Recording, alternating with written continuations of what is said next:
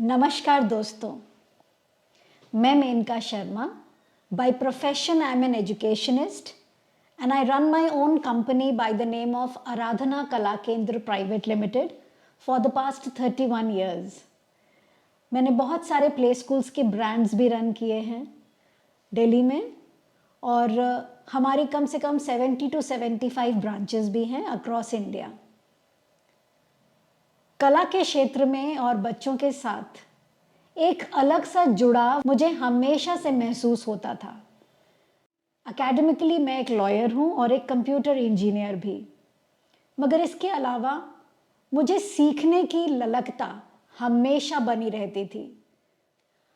I am a reiki expert, I am a tarot card reader, I am an expert in akashic records.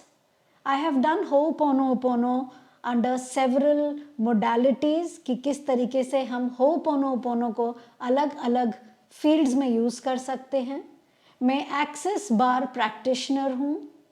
इसके अलावा मैंने money vortex, relationship vortex, colour therapy and sound therapy के भी courses किए हुए हैं. जब आपका जन्म होता है तब आप एक आम बच्चे की तरह रोते हुए इस दुनिया में आते हैं. माँ बाप का प्यार, भाई बहन का प्यार, पड़ोसियों का, रिश्तेदारों का, दोस्तों का, इन सारों के साथ आप धीरे धीरे बड़े होने लगते हैं और तब आपको पता चलने लगता है कि आप में कुछ ऐसी क्वालिटी, कुछ ऐसा मैजिक है जो दूसरों में नहीं. I am blessed that I am a chosen one with a magic. So I always say that I am a magic. मुझे हमेशा ये लगता था कि मैं नई से नई चीज़ें सीखूं. हम में से बहुत सारे लोगों की ये प्रॉब्लम रहती है कि हम फोकस्ड होके एक जगह नहीं बैठ पाते हैं, या हम कोई काम कर रहे होते हैं तो हमारा फोकस नहीं रह पाता. बच्चों को पढ़ाई पे फोकस नहीं है.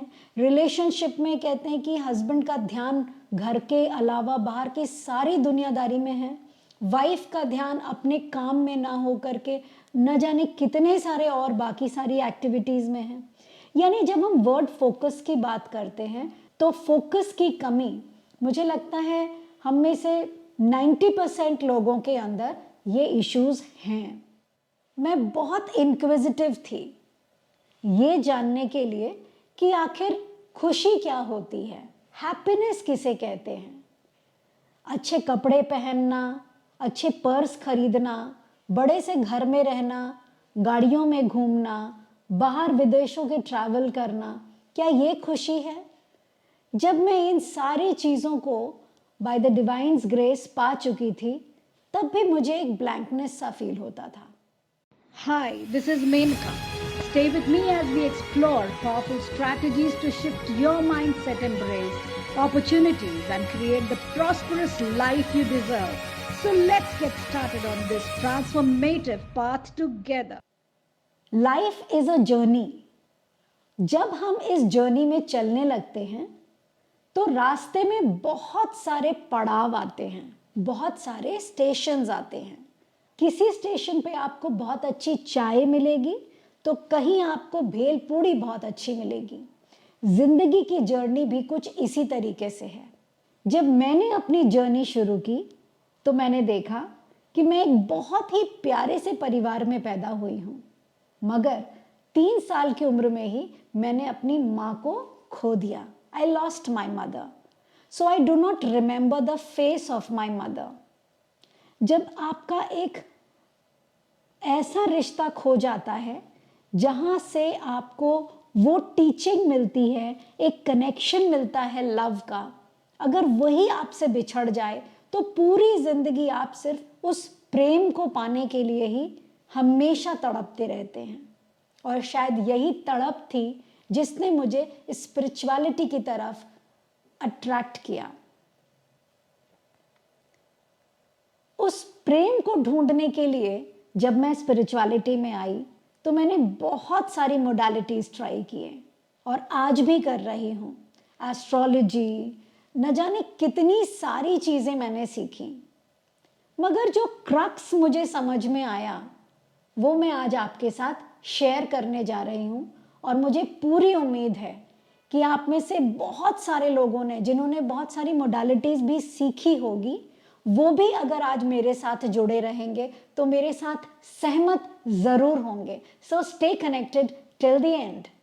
हम किसी भी परेशानी में जब फंस जाते हैं तो सबसे पहले हमारा ध्यान आता है कि हम किसी पंडित के पास जाएं, अपनी जन्म पत्री दिखाएं, या हम किसी साइकेट्रिस्ट के पास जाएं, उनसे सलाह लें, या हम किसी तांत्रिक के पास जाएं और उनसे हम मदद मांगें। बाहर की दुनिया में हमने इतने सारे लोगों को अपॉइंट कर रखा है और हमें ऐसा लगता है कि हमारी समस्याओं का समाधान इनके पास है। यानी अगर आपके पास पैसे नहीं आ रहे हैं, कोई कोर्ट केस चल रहा है, बच्चा पढ़ाई में अच्छा नहीं कर रहा है, आपका हस्बैंड आपसे प्यार नहीं करके बाहर उसके कोई अफेयर चल रहा है, यानी आपके पास जितने भी प्रॉब्लम्स आ रहे हैं उसके सारे के सारे सल्यूशंस आप बाहर वालों के पास जाते हैं ढूंढने के लिए। और मैं इसे गलत भी नहीं बोलूँगी, क्योंकि जब सर्दी जुकाम होती है तो सबसे पहले आप अपने कॉलोनी के डॉक्टर के पास जाते हैं।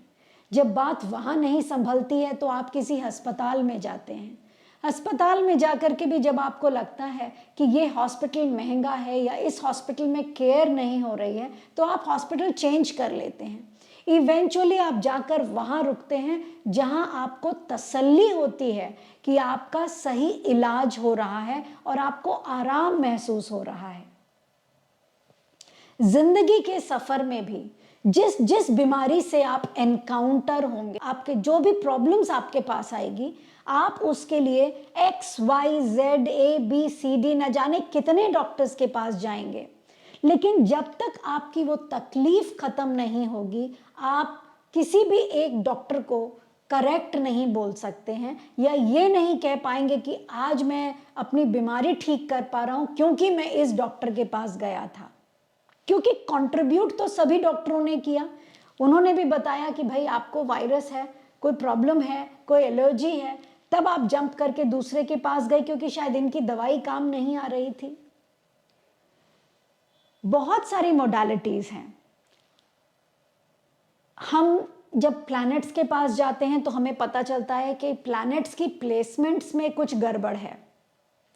हम लाल किताब के पास जाते हैं तो वहाँ से भी हमें कुछ इंफॉर्मेशंस मिलती है कि यहाँ का कुछ हमारा असेंडेंट प्लैनेट, ट्रांजिट प्लैनेट्स, बहुत सारे ऐसे वर्ड्स हमारे पास आते हैं। कलर्स के पास जाते हैं थेरेपी से तो हम विजुअलाइजेशन की तरफ जाने लगते हैं कि हम वहाँ से हीलिंग्स लें। मेडिटेशन की तरफ जाते हैं तो हम शांत भाव से अपने अंदर जाने लगते हैं। यानी कि हम बहुत सारे अलग अलग मोडालिटी से बहुत अच्छी अच्छी चीज़ें अपनी तरफ पुल करने लगते हैं, जिसके बेस पर हम अपनी ज़िंदगी को और बेहतर बना सकें। और मैं ये सारी मोडालिटीज़ की रिस्पेक्ट करती हूँ,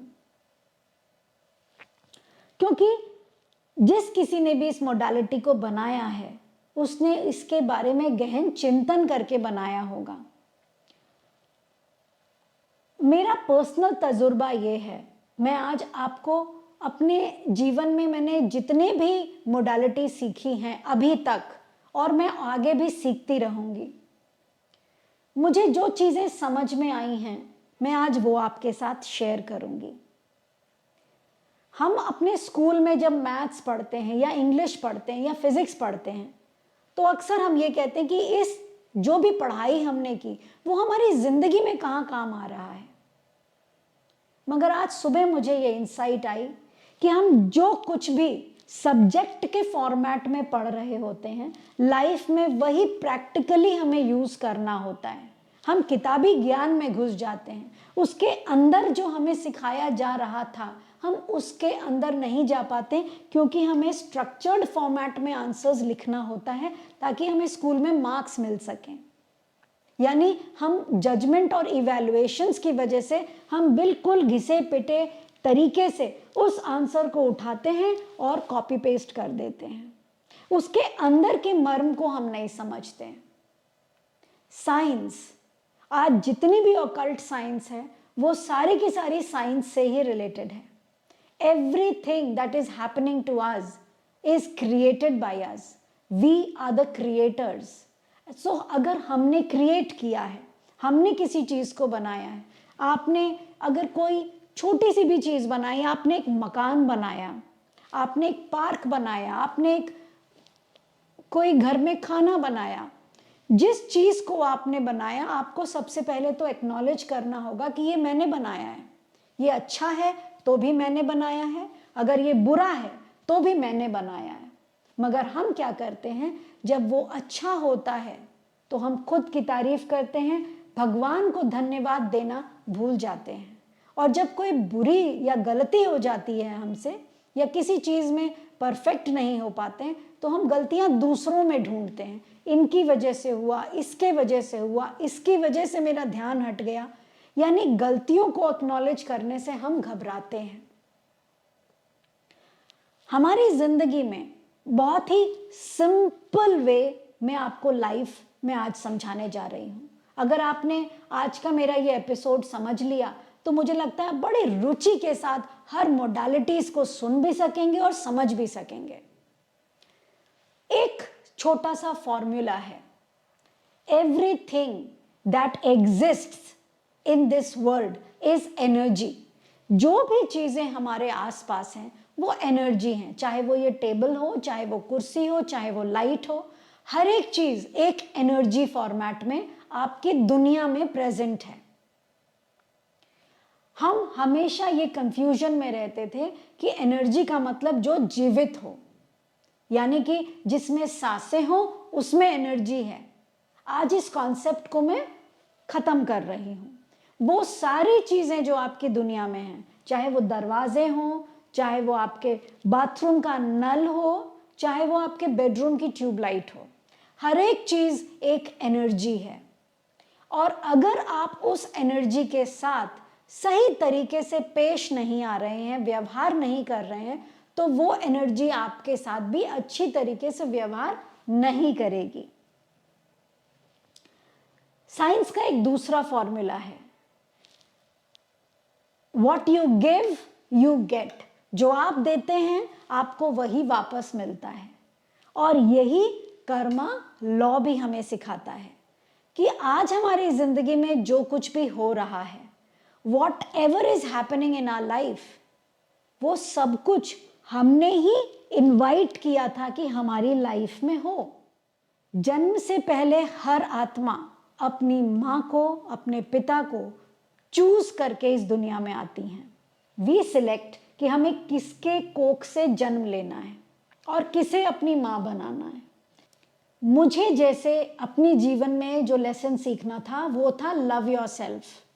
शायद मेरे पहले जन्मों में मैंने अपने से ज्यादा दूसरों को प्राथमिकता दी थी, समाज को, परिवार को, अपने माता पिता को। शायद मैंने खुद को कभी भी प्यार नहीं किया, मैंने अपने आप को कभी इम्पोर्टेंट नहीं समझा। शायद यही रीजन था कि 3 साल की उम्र में मैंने अपनी माँ खो दी, क्योंकि मेरी माँ ये चाहती थी कि मैं अपने पैरों पर खड़ी हूँ और मैं खुद को प्यार करना सीखूं। जो प्यार मैं बाहर दूसरे लोगों के अंदर ढूंढ रही थी, मैं उन लोगों की बजाय खुद को समझूं, खुद को प्यार करूं, खुद को एक्सेप्ट करूं, अपने वर्थ को समझूं। जब कभी भी आप इस दुनिया में आते हैं और आपको ऐसा लगता है कि मुझे इतना बुरा परिवार क्यों मिला, मेरे सास ससुर मेरे साथ इतना गलत व्यवहार क्यों कर रहे हैं, या मेरा बच्चा मुझसे इतना गलत तरीके से पेश क्यों आ रहा है, क्यों मेरे पति मुझे आज इज्जत नहीं दे रहे हैं। जब कभी भी लाइफ में आपको किसी भी एरिया में, चाहे वो आपका हेल्थ इश्यूज हो, चाहे आपकी फैमिली इश्यूज हो, चाहे आपका फाइनेंशियल इश्यूज हो, चाहे आपके स्पिरिचुअल ग्रोथ का इशू हो, आपको किसी भी फील्ड में अगर ऐसा महसूस हो कि आप कोई काम नहीं कर पा रहे हैं, या आपकी वर्थ नहीं समझे, आपकी वैल्यू नहीं दी जा रही है, आपको इम्पोर्टेंस नहीं मिल रहा है, आपके काम में परफेक्शंस नहीं है, आप बहुत मेहनत कर रहे हैं लेकिन उतना कमा नहीं पा रहे हैं, जब कभी भी बहुत सारे प्रॉब्लम्स आपकी लाइफ में आ रहे हों, तो एक डायरी मेंटेन कीजिए। उस डायरी में अपनी प्रॉब्लम्स को लिखना शुरू कीजिए। कई बार हमें अपने प्रॉब्लम्स के बारे में मालूम होता है, लेकिन हम उसके आंसर्स को जानते हैं, ये एक्नॉलेजमेंट हमें नहीं होती है, तो हम कह देते हैं I don't know. Always ask yourself, जब कभी भी आपके अंदर किसी भी समस्या का आंसर ना मिले और आपके अंदर से ये शब्द निकले आई डोंट नो, मुझे मालूम नहीं मेरे साथ ये क्यों हो रहा है, उसी समय आप पॉज दीजिए और अपने आप से पूछिए, do you really not know? So what do you know? तुम जानते क्या हो? तुम जो नहीं जानते हो वो क्या है, और जो तुम जानते हो वो क्या है? What exactly do you want? What exactly do you need? What exactly do you understand? What exactly do you feel? जब खुद से आप ये क्वेश्चंस पूछने लगते हैं तो आई डोंट नो बहुत छोटा होने लगता है और डिमिनिश हो जाता है, गायब हो जाता है, क्योंकि हर क्वेश्चन जो आपके अंदर आ रहा है उसका आंसर भी आपके अंदर है, लेकिन उस आंसर तक पहुंचने के लिए आपको और सवाल पूछने होंगे। कल मैं एक आकाशिक रिकॉर्ड की क्लास ले रही थी, उसमें एक केस स्टडी आया कि एक 34 इयर्स की लड़की जिसने लंदन से फैशन डिज़ाइनिंग का कोर्स किया था, उसके पेरेंट्स सेपरेट हो गए थे जब वो बहुत छोटी थी, तो उसे अपने फादर का नाम नहीं मिला। उसने अपने फादर की जगह अपने नाना जी का नाम सफिक्स में लिया, यानी वो अपने नाना जी के नाम से जाने जाने लगी। उसकी मम्मी के पास काफ़ी पैसे थे, उन्होंने उनको स्पॉन्सर किया, उसके नाना जी ने उसको स्पॉन्सर किया, उन्होंने पढ़ाई बहुत अच्छी करी लंदन से फैशन इंस्टीट्यूट में, लेकिन इंडिया आने के बाद उसे अच्छी जॉब नहीं मिली और अब उसे एक अच्छा लाइफ पार्टनर भी नहीं मिल रहा है। जब उसके केस स्टडी को आकाशिक हीलर ने स्टडी किया तो उन्होंने देखा कि पास्ट लाइफ में वो बहुत ही खूबसूरत एक विदेशी महिला थी और वहाँ उसके नाना नानी ने उसके लिए बहुत सारे पैसे छोड़े हुए थे, एक जनरेशन वेल्थ था उसके पास, मगर उस समय भी उसने शादी नहीं की थी। धीरे धीरे उसे अकेलापन लगने लगा और उस लोनलीनेस में उसने एक बच्ची को अडॉप्ट किया था। उस बच्ची को अडॉप्ट तो उसने कर लिया था, लेकिन वो उस बच्ची का ध्यान नहीं रख पा रही थी और एक बार इवेंचुअली उसने उस बच्ची को जान से मार दिया और अपने माँ बाप के जितने भी पैसे थे उसने 40 to 45 एज में उसने उन सारे पैसों को जला दिया, यानी जो भी उनका घर वगैरह था उसे या तो बेच दिया होगा या उसने उस चीज़ को बहुत ख़राब तरीके से मिसयूज़ किया होगा कि वो सारी चीज़ें ख़त्म हो गई। इस लाइफ में अब देखिए क्या हो रहा है। वो लंदन गई, उन्हें एक लड़के से प्यार होता है, मगर वो लड़का जब अपनी पढ़ाई पूरी कर कर इंडिया वापस आता है तो वो अपनी एक्स के साथ मिलता है और वो उसे भूल जाता है। जब उस लड़की को पता चलता है कि इसने ऑलरेडी पहले ही एक रिलेशनशिप मेंटेन किया हुआ था, तो उसे एक बिट्रेयल की भावना की वजह से वो डिप्रेशन में चली जाती है, उसकी पढ़ाई खराब होने लगती है, वो इंडिया आती है और इसी डिप्रेशन में, क्योंकि उसे बिट्रे किया गया था, वो अब दोबारा किसी भी रिलेशनशिप पर यकीन नहीं कर पाती है। पढ़ाई लिखाई अच्छी होने के बावजूद उसका नंबर 6 है, यानी वो 6 अगस्त को पैदा हुई है और उसका नाम मलिका है। अब नाम से ही वो मलिका है, डेट ऑफ बर्थ उसका 6 है और लियो यानी अगस्त का बॉर्न है। सब कुछ इतना अच्छा होते हुए भी आज ना तो उसकी शादी हो रही है और ना ही उसके पास एक अच्छी नौकरी है। जब आप इस तरीके के केस को स्टडी करते हैं जिसमें एस्ट्रोलॉजिकली, न्यूमरोलॉजिकली, फाइनेंशियली सब कुछ देखते हुए आपको समझ आ जाता है कि भाई इस वाली जगह पर ये ब्लैंक है, यानी फाइनेंशियली इसे कुछ प्रॉब्लम हो रही है, भले ही ये नंबर 6 है न्यूमरोलॉजी में, भले ही इनका नाम मलिका है और एम शब्द लियो को सिंबलाइज भी करता है, मगर इनकी बात कोई नहीं मानता, इनके बॉयफ्रेंड ने इन्हें बिट्रे कर दिया। जब आप इस तरीके की केस को स्टडी करते हैं, टैरो से एक प्रिडिक्शन करते हैं, आकाशिक से पास्ट का बताते हैं, न्यूमरोलॉजी से प्लैनेट्स के बारे में बताते हैं और बहुत सारे रिचुअल्स कि आप ये पूजा कीजिए, ये दान दीजिए, आप ये कलर पहनिए, ये अंगूठी पहनिए, ऐसा मत कीजिए, जब बहुत सारी चीज़ें आपके पास आ जाती हैं प्लेटर में, तो आप कंफ्यूज हो जाते हैं, भटक जाते हैं। और मैं ये बातें इसलिए समझ सकती हूँ क्योंकि मैं भी बहुत सारे क्वेश्चंस में फंस जाती थी। और जब मैं बहुत सारी जगह जाती थी और हर इंसान अपने अपने तरीके के सल्यूशंस बताते हैं, काम आते हैं, हर सल्यूशन काम आता है, लेकिन कब तक? जब तक वो प्लैनेट्स को आप सेटिस्फाई कर रहे हैं, एक्टिवेट कर रहे हैं, शांत कर रहे हैं, तब तक तो आप खुश हैं। बाद में फिर से आप परेशानियों में घिरने लगते हैं। तो क्यों ना कोई ऐसी दवा करें कि ये परेशानी हमेशा हमेशा के लिए खत्म हो जाए, ना ही इस जन्म बल्कि आने वाले जितने भी जन्म आपके हैं, उन सारे जन्मों में अपने सारे के सारी बीमारियों को आज हम खत्म कर देते हैं। सारी बीमारियों को ख़त्म करने के लिए सबसे पहले ये एक्नॉलेज कर लीजिए कि आप बीमार हैं। मैं ये नहीं कह रही हूँ कि इस बात को कहकर आप खुद को बीमार महसूस करें, मगर इतना ज़रूर महसूस कर लीजिएगा कि आप परफेक्ट नहीं हैं। गलतियाँ कभी ना कभी आपसे ज़रूर हुई होंगी, और अगर आपको लगता है कि इस जन्म में तो मैंने कोई गलती की ही नहीं, तो शायद पास्ट लाइफ में की हो, क्योंकि पास्ट लाइफ की मेमोरीज आपके दिमाग में इस जन्म में तो नहीं होगी। आज हम उन सब की क्लीनिंग करेंगे।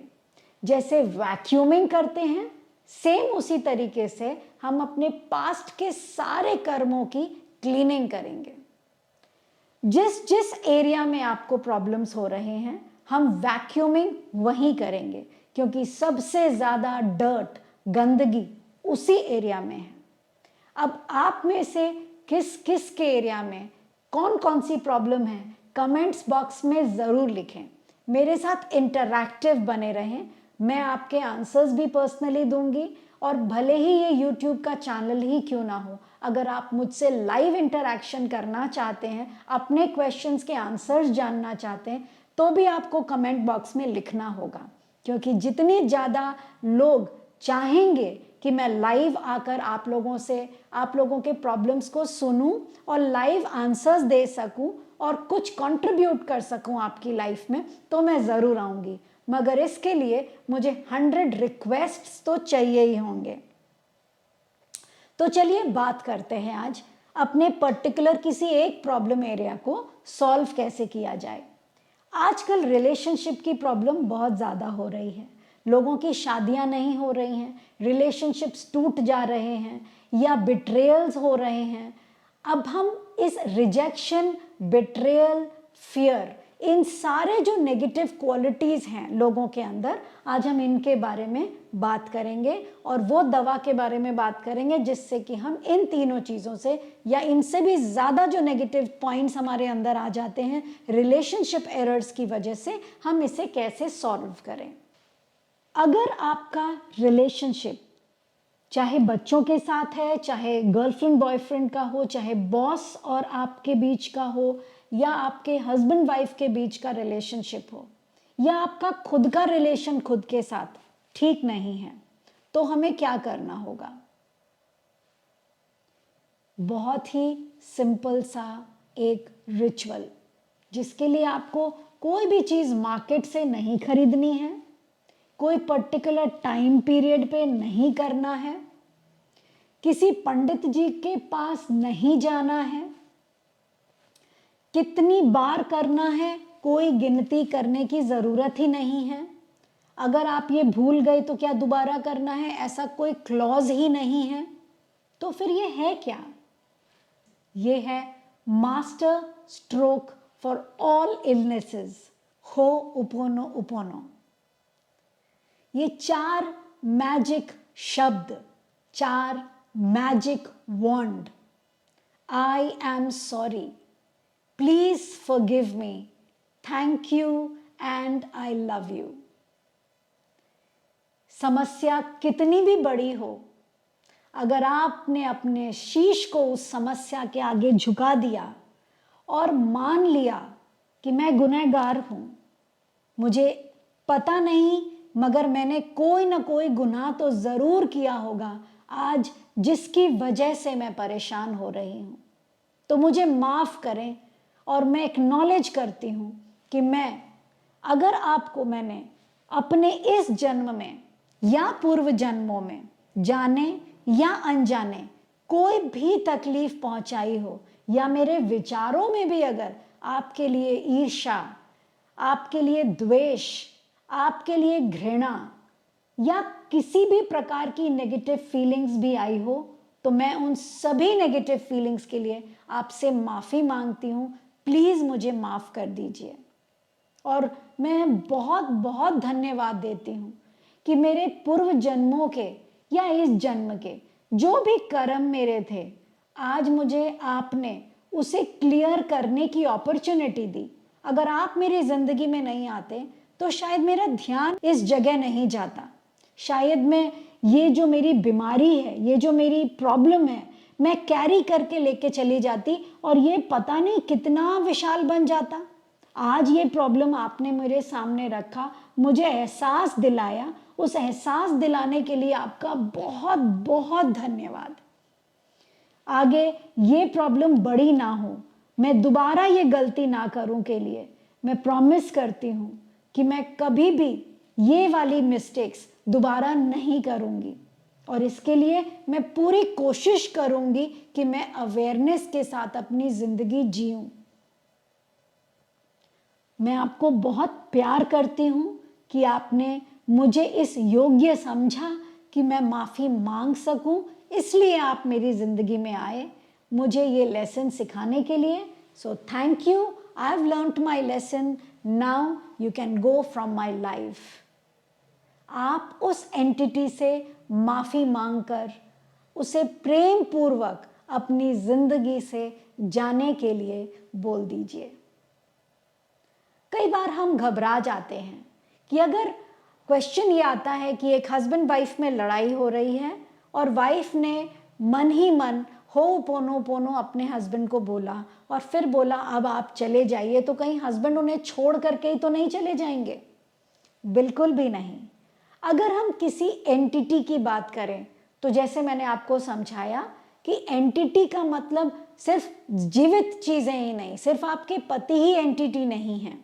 वो नाराज़गी, वो डिटैचमेंट, वो आपका एक दूसरे के प्रति कनेक्ट नहीं होना, वो जो फीलिंग थी, नेगेटिव फीलिंग थी, वो भी एक एंटिटी थी।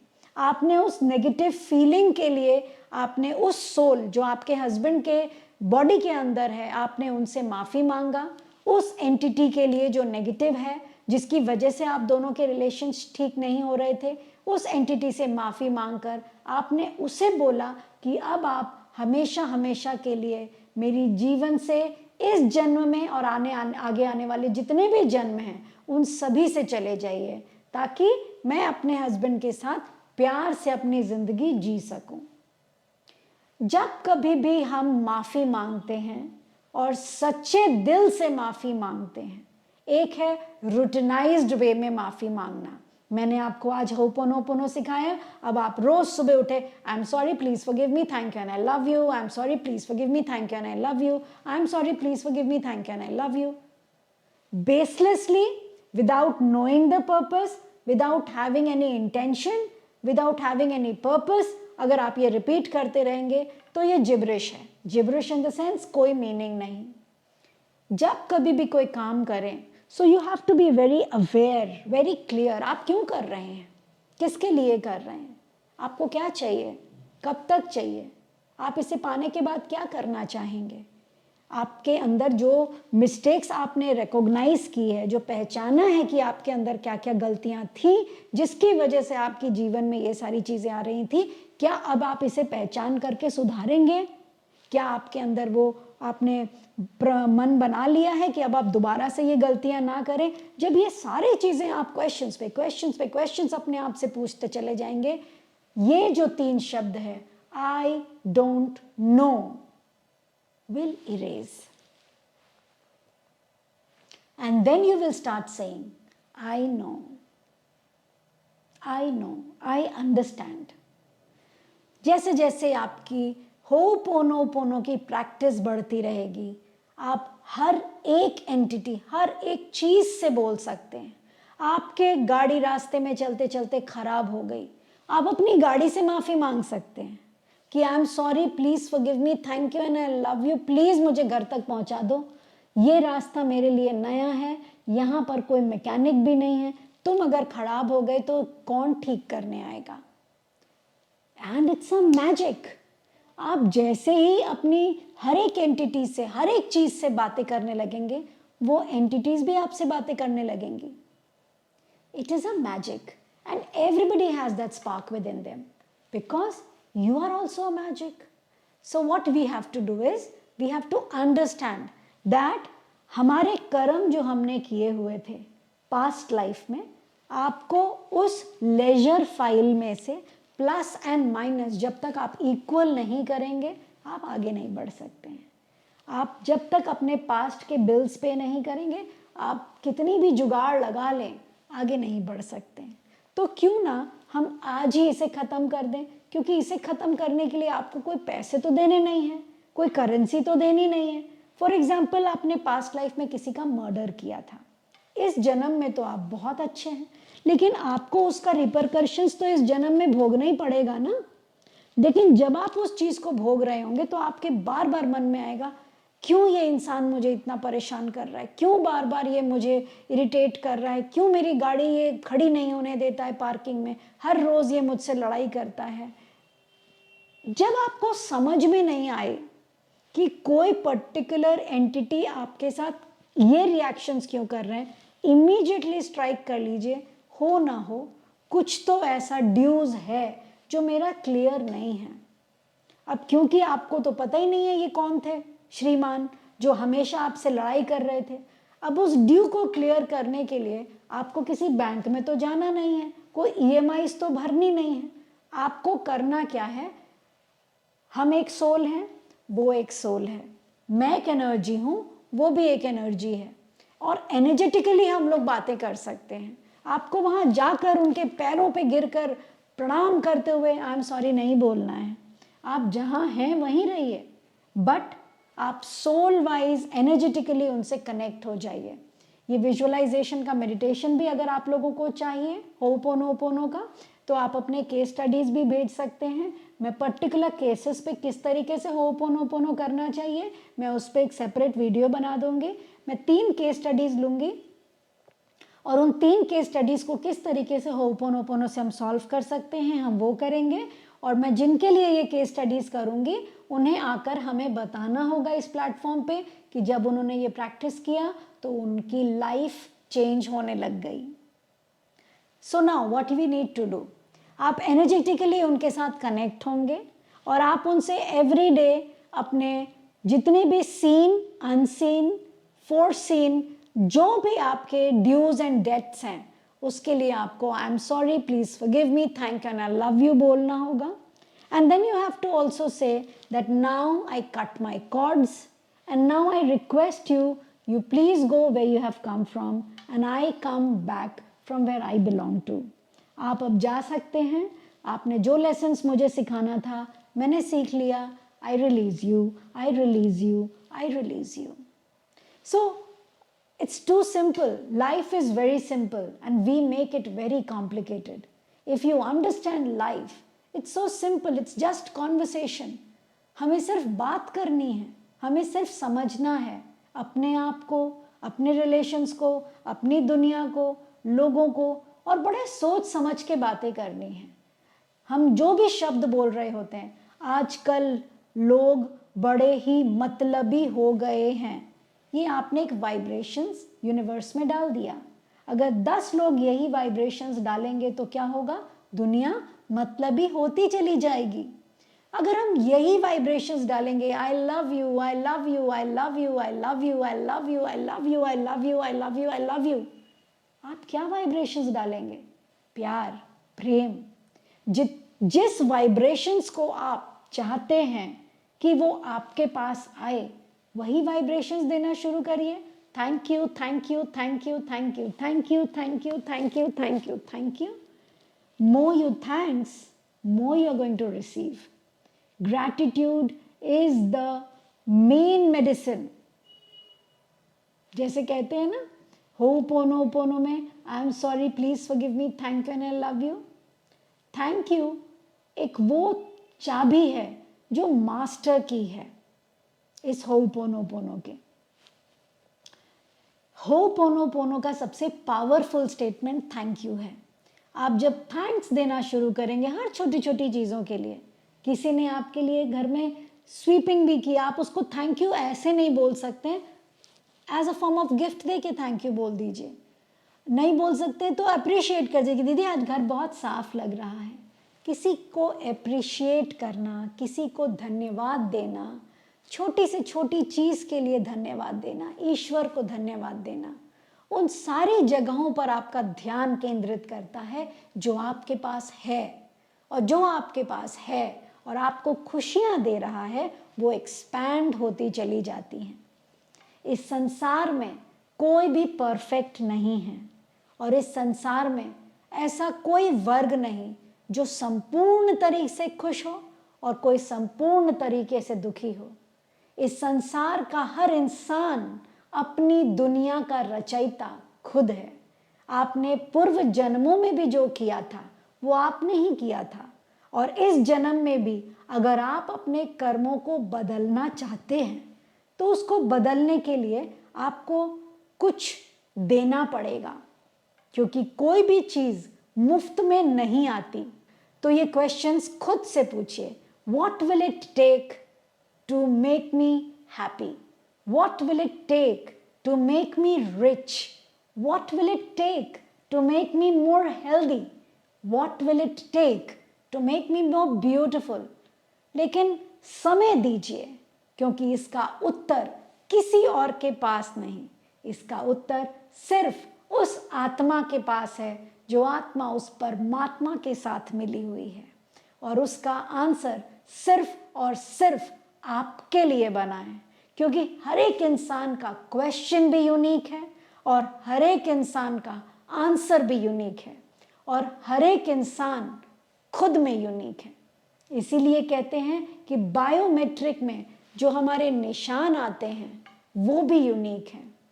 धन्यवाद दीजिए उस परमात्मा का जिसने आपको बनाने में कोई कसर नहीं छोड़ी।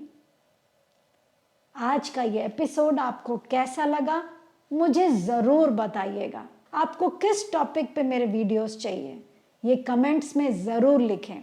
आपकी जितनी इंटरैक्शंस होगी मेरे वीडियोस उतने ज़्यादा आपके पास आएंगे।